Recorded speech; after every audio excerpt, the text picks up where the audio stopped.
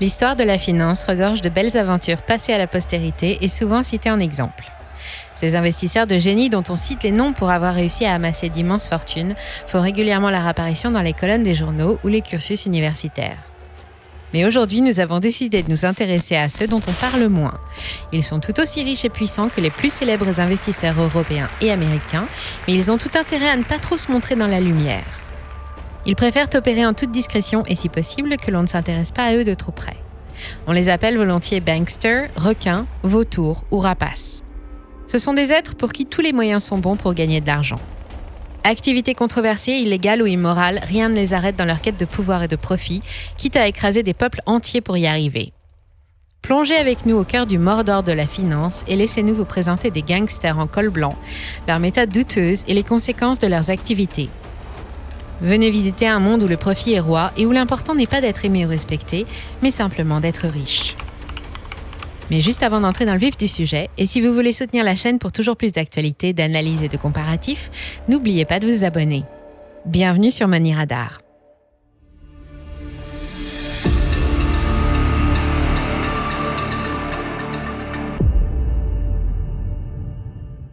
Et pour commencer notre voyage de l'autre côté du rideau, direction le delta de la rivière des Perles au sud de la Chine. C'est ici, à Hong Kong, qu'a été fondée en 1865 la célèbre Hong Kong and Shanghai Banking Corporation, plus connue sous le nom de HSBC, à peine 6 ans après le début de la colonisation britannique. Elle est créée par un petit groupe de négociants anglais qui souhaitent faciliter les échanges commerciaux entre l'Europe et l'Asie. Des échanges de marchandises comme la soie, les céréales, le thé ou le bois précieux, mais aussi l'opium en provenance des Indes et dont les Européens sont friands. Une activité sulfureuse désapprouvée par les autorités chinoises, mais imposée par l'occupant britannique qui fait transiter toute la production de ces provinces indiennes par le port de Hong Kong. HSBC est aussi chargée d'imprimer la monnaie, le dollar hongkongais, et elle s'élève rapidement au rang d'institution pour étendre sa présence partout dans le monde tout au long du XXe et XXIe siècle.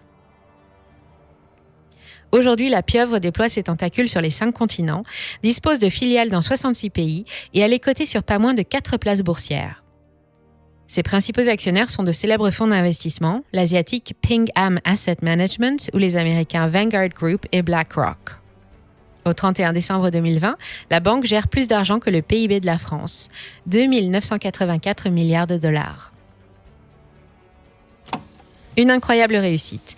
Oui, mais voilà, tout ça, c'est pour la belle histoire. Car en réalité, le mastodonte HSBC s'est souvent retrouvé bien malgré lui sous le feu des projecteurs.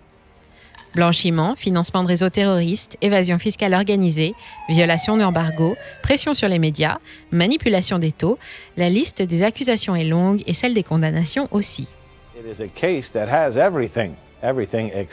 C'est qu'en réalité, la banque a toujours été un peu borderline dans ses activités et a même régulièrement dépassé les limites de la légalité. Son image et avec elle celle de toute la finance internationale ont été régulièrement entachées ces derniers temps par les divers scandales auxquels la pieuvre de Hong Kong a été mêlée. Tout d'abord, il semble qu'elle n'ait a priori jamais cessé de favoriser le trafic de produits stupéfiants, son activité historique. En juillet 2012, HSBC est condamné par l'État américain à payer une amende de 2,2 milliards de dollars pour sa participation active au blanchiment d'importants flux de capitaux en provenance des cartels mexicains. Son président de l'époque, Douglas Flint, un pasteur connu et respecté par les marchés financiers, avait présenté ses excuses. Mais de son côté, Alan Zeman, un homme d'affaires hongkongais et actionnaire d'HSBC, exposait une toute autre vision en déclarant le plus naturellement du monde aux médias « Quand vous faites des affaires avec le Mexique, vous savez qu'il y a forcément de l'argent, de la drogue, ça fait partie du jeu. » L'année suivante, en 2013, toujours aux États-Unis, HSBC est à nouveau condamné, ainsi que 4 autres banques, à verser conjointement la somme de 3,4 milliards de dollars pour avoir été reconnue coupable de manipulation sur les taux de change. La même année, elle est poursuivie pour la vente de produits financiers toxiques à destination des PME. Elle devra rembourser l'intégralité de ses clients. En 2015, un autre scandale éclate qui fera encore plus de bruit. Ce sont les fameux Swiss Leaks qui ont fait la une de la presse et de nouveau dégradé l'image de la banque. La filiale suisse d'HSBC est accusée d'avoir mis en place un réseau complaisant pour favoriser l'évasion fiscale. De 2006 à 2007, ce sont plus de 180 milliards de dollars qui auraient transité sur des comptes cachés, bien à l'abri des regards et du fisc et en tout anonymat. La manœuvre a été signalée par un ancien employé des services informatiques qui a fourni aux médias français une liste de près de 100 000 clients concernés par la fraude, dont 20 000 sociétés offshore. Dans cette liste, on retrouve les noms d'hommes d'affaires, de grands sportifs, de médecins, de trafiquants, de têtes couronnées, d'hommes politiques et de nombreuses autres célébrités. De nombreuses enquêtes sont ouvertes, beaucoup sont toujours en cours. La Belgique, la Suisse, le Brésil, le Portugal et d'autres pays portent plainte et les procès s'enchaînent. La France attaque la maison mère pour défaut de surveillance de sa filiale suisse. Pour l'heure, l'État français a récupéré plus d'1 milliard d'euros, mais les procédures sont longues et coûteuses et les amendes infligées à la première banque européenne ne représentent en réalité que de simples PV pour excès de vitesse, comparés au trésor sur lequel elle est assise. Elle fera néanmoins la promesse de faire en sorte d'empêcher que ces services ne soient détournés afin de se soustraire à l'impôt. Une promesse qu'elle ne tiendra pas longtemps puisqu'elle est à nouveau rapidement citée dans un autre scandale, les Panama Papers. On apprend alors que la banque est passée par un cabinet d'avocats spécialisé pour créer plus de 2400 sociétés offshore spécialement destinées à dissimuler des capitaux et les soustraire à l'impôt. Incorrigible, mais cela ne s'arrête pas là. On la retrouvera ensuite dans de sombres affaires de financement du terrorisme. Plusieurs criminels, trafiquants d'armes ou de drogue, marchands de misère et industriels véreux y posséderaient leurs comptes. La direction se contente de répondre qu'il est possible que certains de leurs clients ne soient pas en règle avec leurs obligations, et c'est tout. HSBC continue sa route et conserve son emprise sur le monde, devenue au fil du temps plus puissante qu'un État comme la France, enfonçant et ramifiant toujours plus son réseau sur les marchés internationaux et ambitionne encore de détrôner JP Morgan pour devenir la première banque de détail au monde. À présent que l'on sait de quoi elle est capable, toute la question est de savoir quel chemin elle va emprunter pour y parvenir. Vous en voulez encore ? Malversation, conflit d'intérêts et délit d'initié. Nous avons vu comment une banque pouvait devenir plus puissante qu'un pays et décider de faire un peu tout ce qu'elle voulait. Voyons maintenant comment il est possible et même courant pour une banque de risquer l'argent de ses déposants afin d'accroître ses bénéfices et augmenter les bonus de ses dirigeants. Comment les conflits d'intérêts et les manquements graves à la déontologie permettent de réaliser des opérations juteuses qui profitent à un cercle restreint d'individus déjà immensément riches. Ou encore comment une poignée d'êtres humains cupides peut mettre à bas tout un pan d'économie pour un appât de quelques centaines de milliers d'euros. Triste tableau, n'est-ce pas ? Ce ne sont pas les scandales qui ont manqué dans les hautes sphères bancaires ces 30 dernières années, révélant des pratiques peu scrupuleuses et montrant clairement du doigt les failles du système. Ce sont surtout les banques d'investissement qui font les grands titres de la presse spécialisée. Une banque d'investissement est une société financière, généralement filiale d'une banque commerciale, chargée de conseiller et d'accompagner le développement de ses clients, entreprises ou des grands institutionnels. Elle intervient par exemple lors de fusions-acquisitions, d'émissions de titres de créances, de la recherche de financement ou au moyen de prise de participation. Elle propose également des activités de courtage sur les marchés et sont même capables de fabriquer des instruments financiers à la demande. L'une des plus célèbres et anciennes banques d'affaires aux États-Unis est Goldman Sachs. En France, c'est la banque Rothschild qui a cet honneur. Un banquier d'affaires occupe donc une place importante au cœur de la vie de ses clients et il a naturellement accès à un grand nombre d'informations très sensibles. La tentation de détourner une information exclusive à des fins d'enrichissement personnel est grande. Mais non, me direz-vous, personne ne fait ça. Et pourtant si, car le délit d'initié, c'est son nom, est un motif de plainte souvent traité par les juridictions du monde entier. Utiliser une information susceptible d'avoir un impact significatif sur un cours de bourse pour en tirer bénéfice, ou la divulguer même sans l'utiliser à des fins d'enrichissement, sont sévèrement punis par les tribunaux dans la plupart des pays. L'exemple le plus célèbre est celui du dirigeant du géant énergétique américain Enron en 2001. Pendant des années, la société Enron a maquillé ses comptes avec la complicité de son cabinet comptable, dissimulant ses dettes derrière des sociétés écrans. Mais le voile qui cache la véritable situation de l'entreprise se lève peu après l'éclatement de la bulle Internet. Enron, la 7e plus grosse entreprise américaine, est en réalité surendettée, asphyxiée, au bord de la syncope. Elle a perdu près d'1,7 milliard de dollars en spéculant de façon hasardeuse sur le gaz et l'électricité. Sa faillite est retentissante. Le 30 janvier 2001, l'action s'effondre et les 22 000 salariés de l'entreprise se retrouvent non seulement au chômage, mais aussi ruinés. Car environ 2 semaines avant la découverte du poteau rose, le PDG de l'époque, Jeffrey Skelling, s'est mis à encourager les salariés à acheter les actions de la société alors qu'il savait parfaitement dans quelle situation elle se trouvait. Pendant ce temps, évidemment, il se débarrassait des siennes. Ce n'est pas très sport et c'est illégal. Il sera condamné pour cela à 24 ans de prison. Voici un autre personnage tout aussi inconscient et tout aussi cupide, Michael Milken. Vous le connaissez sans doute par l'intermédiaire d'Hollywood et du personnage de Gordon Gekko, interprété par Michael Douglas dans le film Wall Street de 1989. Alors lui, c'est une figure, car Milken n'est autre que l'inventeur d'un instrument financier tristement célèbre, le junk bond, en français, l'obligation pourrie. L'expression désigne aujourd'hui tout type d'obligation à haut risque et donc par conséquent à haut rendement et dont la note de l'émetteur est risquée. Par exemple, pour l'agence Standard & Poor's, cela concerne toutes les sociétés ou les pays dont la note est inférieure au triple B-. Autrement dit, c'est de la dette très chère payée par un emprunteur déjà surendetté. Cette innovation financière devait faciliter l'accès des PME aux marchés obligataires afin qu'elles puissent obtenir plus de financement pour se développer correctement. En réalité, les fonds obtenus servaient essentiellement à payer les intérêts d'une lourde dette devenue structurelle au fil du temps. Mais ces nouveaux instruments ont été rapidement détournés de leur usage premier. Milken a commencé à se servir des junk bonds pour emprunter lui-même de l'argent et racheter des sociétés en perte de vitesse, avant de les démanteler pour rembourser l'emprunt et s'accorder au passage de gros bénéfices. Il a été poursuivi en justice pour 98 délits d'initiés qui lui ont permis de se constituer sa petite fortune personnelle de 2,3 milliards de dollars. Condamné à 10 ans de prison, il n'en fera que 2. Se faire beaucoup d'argent par tous les moyens et en très peu de temps sans prendre aucun risque. Voilà ce qui pousse un homo economicus à explorer chaque filon et exploiter chaque idée, fût-elle un peu limite.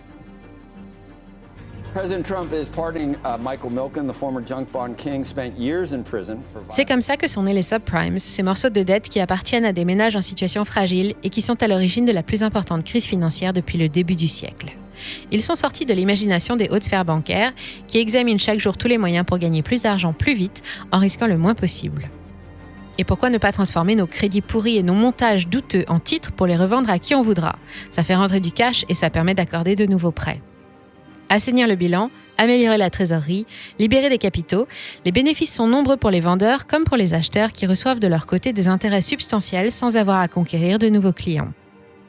Tout le monde est content, les banques font des profits records, les dirigeants perçoivent des bonus colossaux et se frottent les mains. Mais l'ennui, c'est que toutes les grandes institutions financières ont acheté ces créances très bien payées partout dans le monde. Une bulle immobilière et une hausse des taux plus tard, les ménages américains surendettés ne peuvent plus régler leur mensualité et toute la chaîne s'effondre comme une rangée de dominos. Personne ne s'y attendait à part quelques rares énergumènes qui n'ont pas été écoutés, comme Michael Burry, le président du fonds d'investissement Scion Capital à l'époque de la crise. Les pratiques douteuses des hauts cadres de chez Goldman Sachs ont été dénoncées en 2012 dans une tribune accordée par le New York Times à l'un de ses anciens responsables du marché des produits dérivés à Londres, Greg Smith. Dans une lettre de démission circonstanciée, il évoque la perte de repère de la direction, qui s'est selon lui lentement écartée de la philosophie de la banque au profit de la course à l'argent. L'action perd 3,5% en une journée et l'affaire secoue Wall Street qui réclame la démission du président de la banque d'affaires.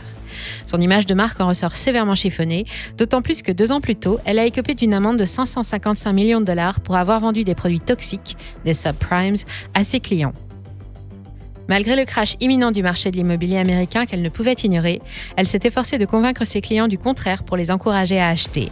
Cela aurait dû être l'une des plus grandes leçons de notre histoire contemporaine, et pourtant, les CDO, comme on les appelle aujourd'hui, continuent de susciter l'intérêt des investisseurs. Des instruments financiers spécialement dédiés à la spéculation effrénée et aux paris boursiers continuent de s'échanger de plus en plus chaque jour, parfois même plus rapidement que leurs sous-jacents, et les cours atteignent des sommets jamais atteints jusqu'ici. Pour résumer, cela ne semble pas prêt de s'arrêter et vous n'avez pas encore tout vu. Les fonds vautours. Attention, éloignez les enfants du poste car nous avons gardé le meilleur pour la fin. Nous allons maintenant toucher le fond du fond de la cupidité, le symbole même de la rapacité, de l'insensibilité au service de la course au profit. Car voici que s'annoncent à l'horizon les tristement célèbres fonds vautours, véritables prédateurs financiers qui se régalent de la détresse des emprunteurs en difficulté.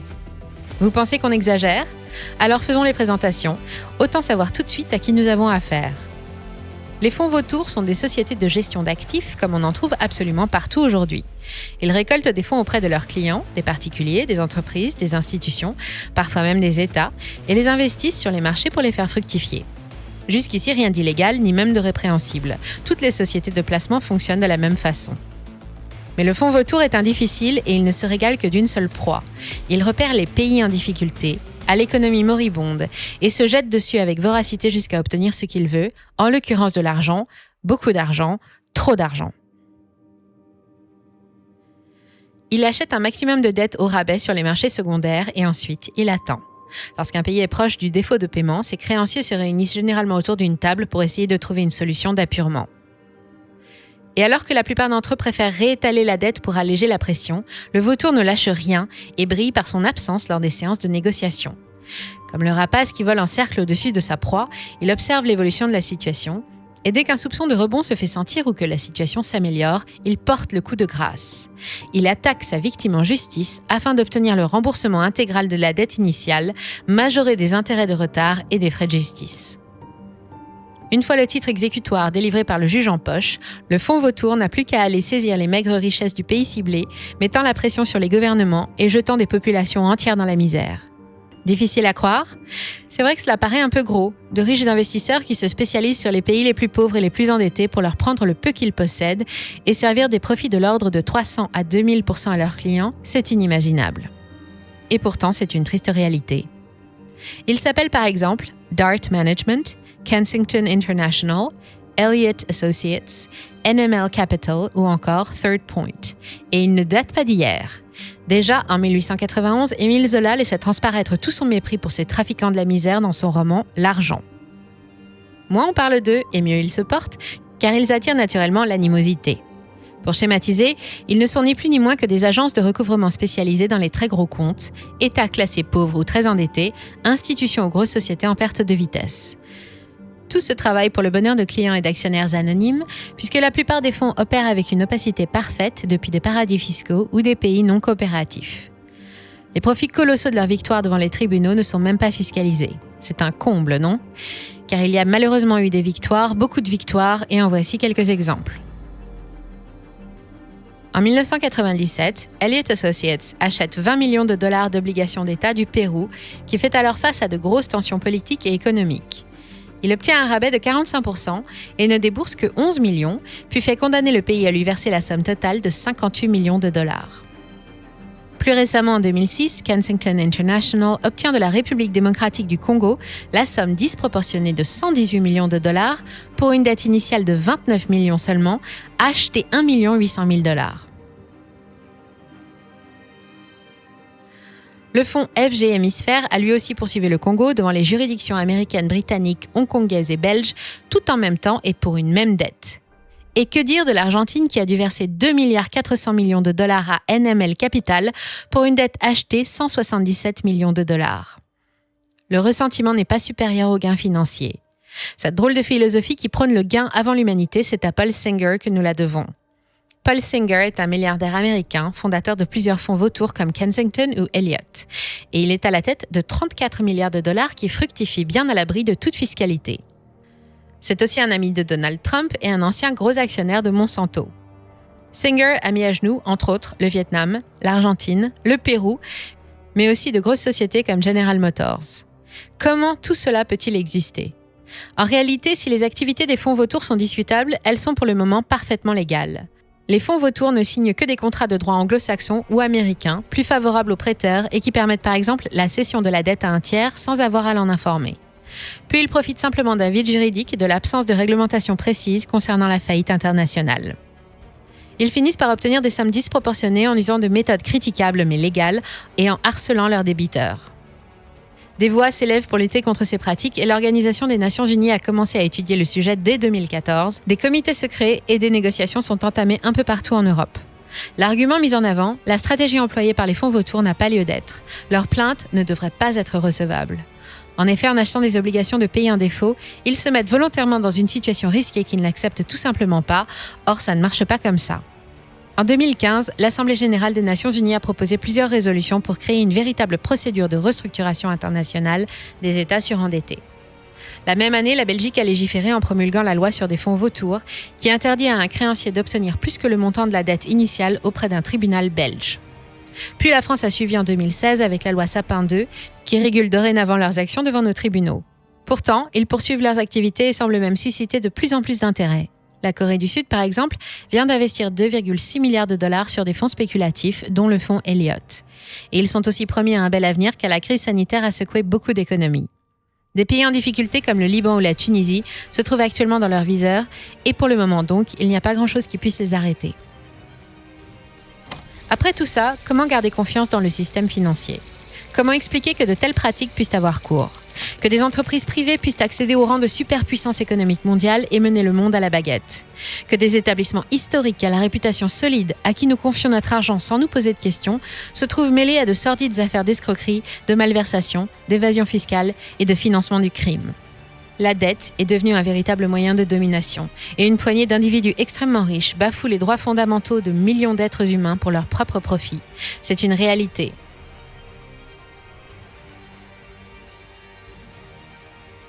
Mais les instances internationales déploient de nombreux efforts pour mieux encadrer les activités des acteurs financiers majeurs et militent pour plus de transparence. Et rassurez-vous, tout n'est pas si sombre car la plus grande partie des activités financières sont réalisées en pleine lumière et en parfait accord avec la législation. Le système financier a besoin d'honnêteté pour fonctionner, c'est l'histoire qui le dit. Car au final, c'est la cupidité qui a toujours été la véritable cause de toutes les crises.